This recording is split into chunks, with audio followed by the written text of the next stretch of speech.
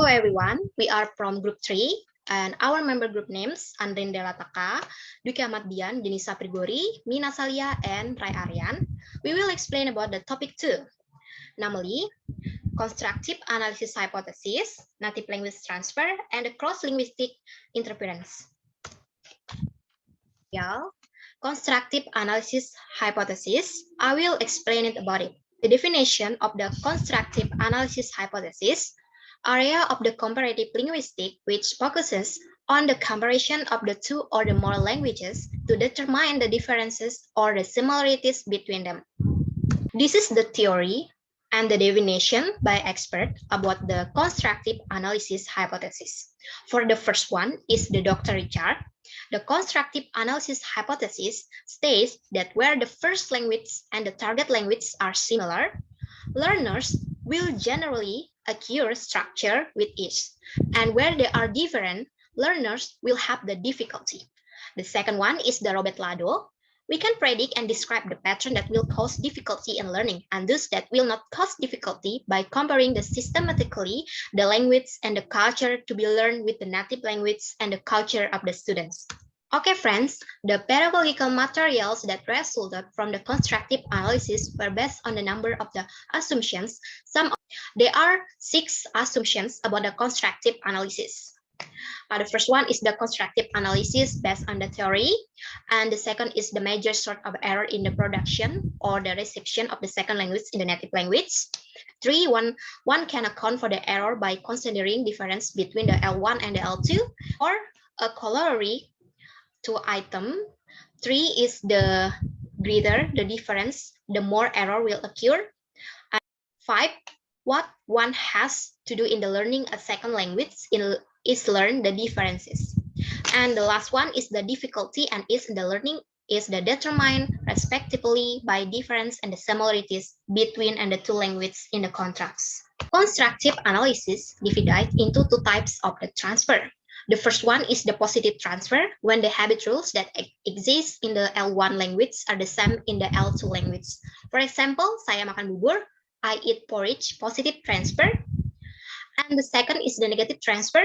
The habit of the L1 or the mother tongue will cause errors in the learning L2, the language being studied. Example, gadis cantik or girl beautiful, negative transfer or error. For the more explain it about the positive transfer and negative transfer can be explained by my friend. Next is the contrastive analysis hypothesis. There are 3 persons, the strong person, the weak person, and the moderate person. The first one is the strong person, the interference of the first language system with the second language system in the main barrier to the second acquisition, resulting to the difficult in the learning too.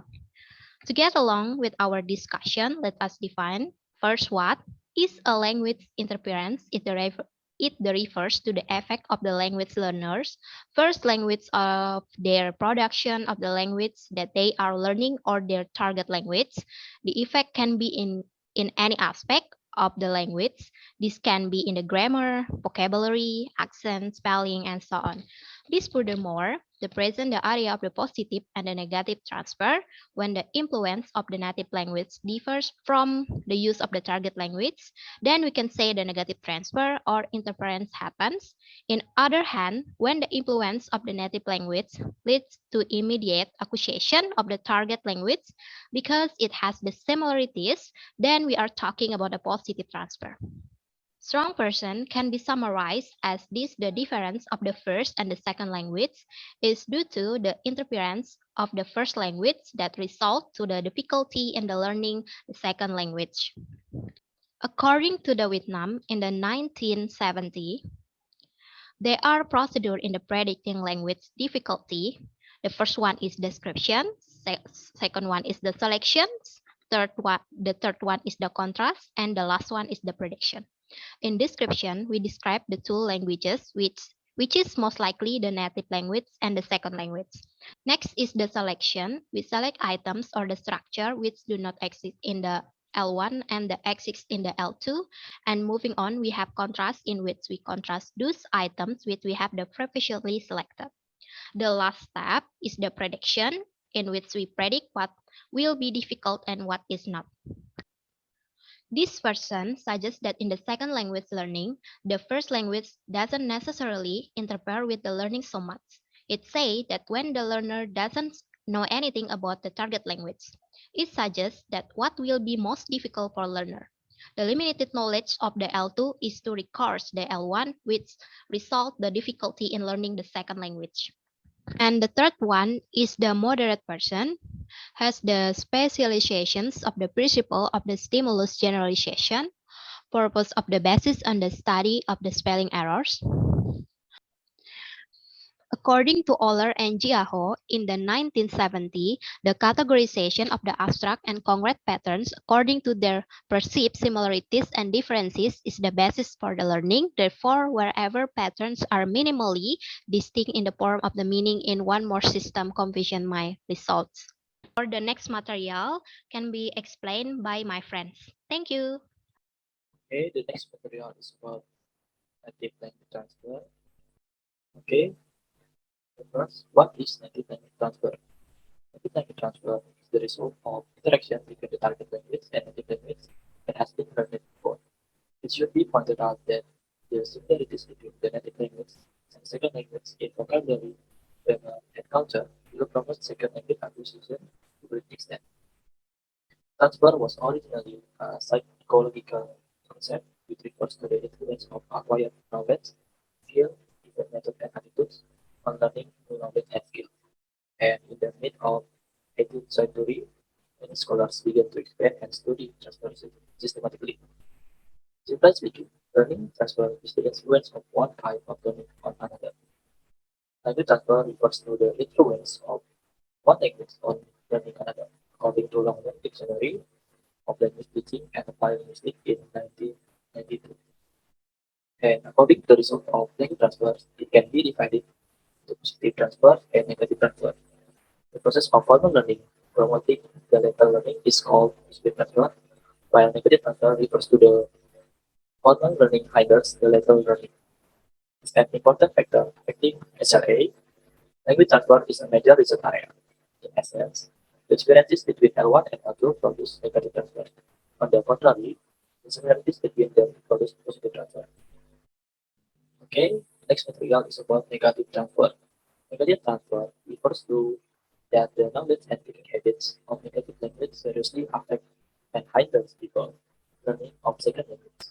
Many scholars believe that, and in the process of assessment, under the influence of native language, students often have errors at all levels, such as pronunciation, vocabulary, syntax, writing compositions, and etc. And the second one is positive transfer.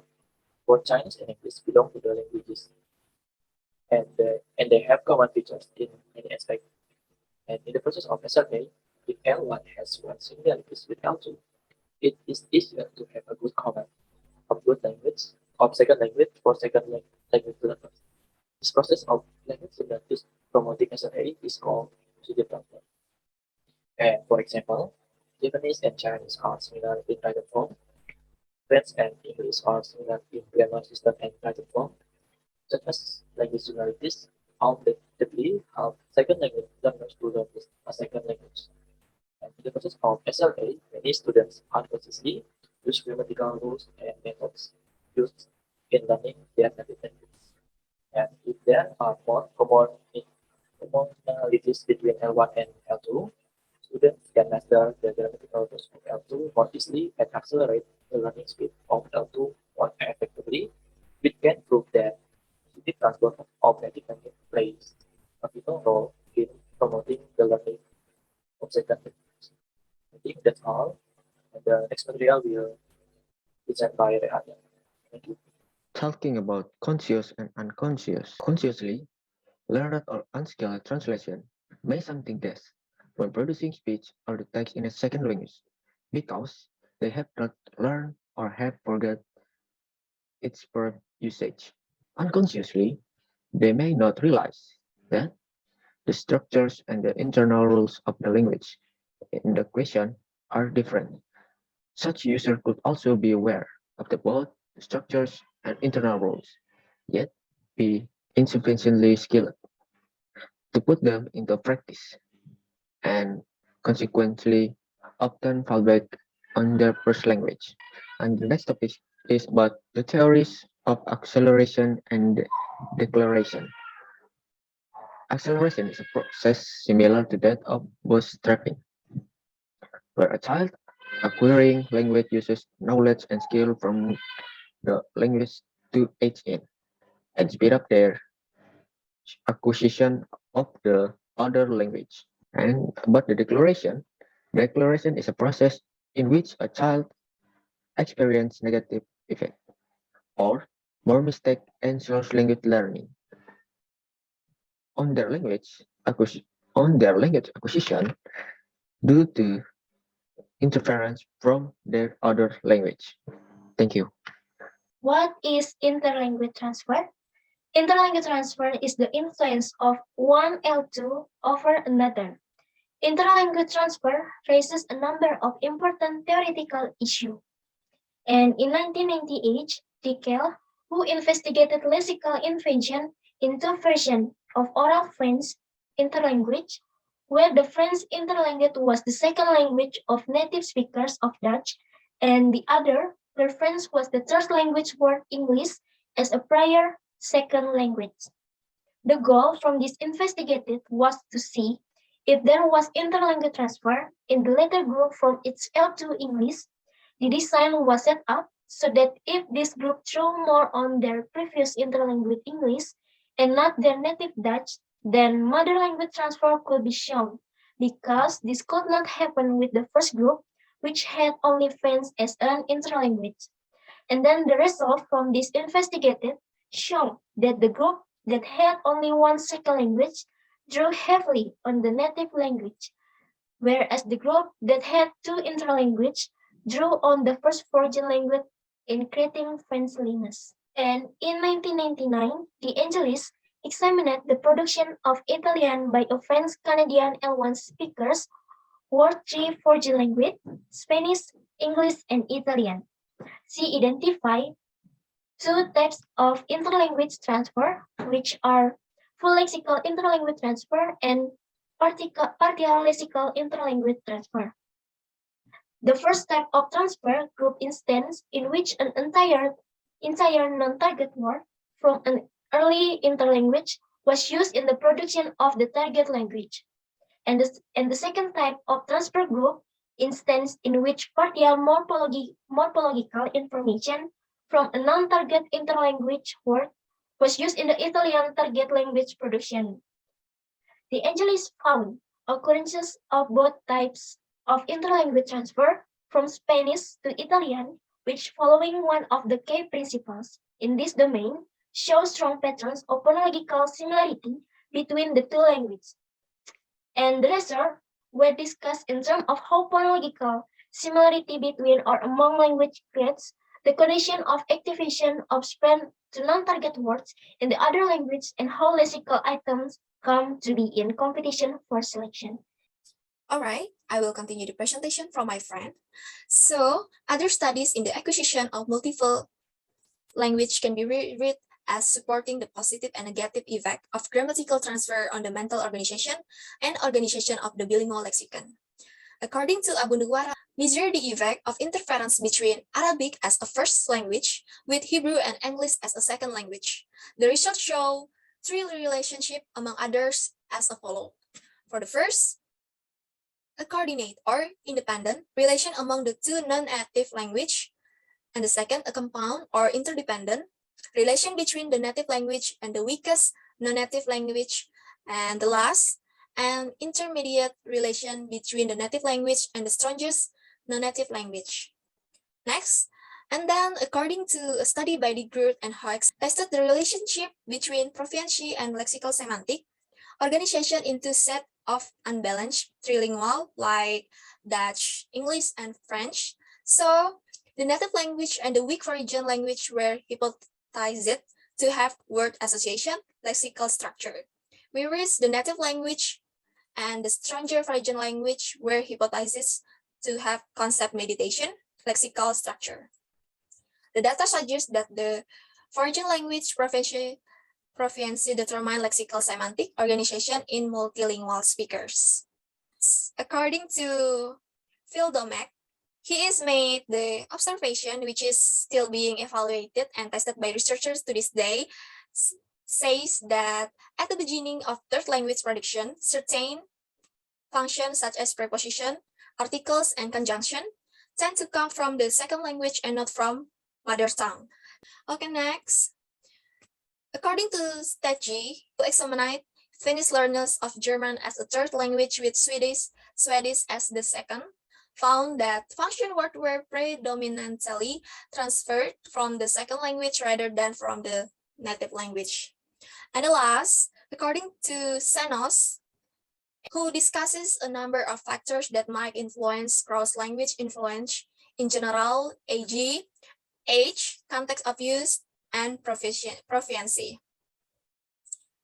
And he also provides empirical evidence on the acquisition of English by Spanish or Basque bilingual, with some people being dominant in one language and others being dominant in another. He found the linguistic distance was a factor, and in this case, the Basque are not linked to Spain or England, and there is evidence of greater transfers from Spain to England and then from the Basque to England. This is the case for all learners regardless of language dominance. Language distance is not the only factor. Likewise, age is another matter, with older learners showing more cross-language influence than younger children. So that's all from our group, and sorry if there are errors in pronunciation and presentation. Thank you.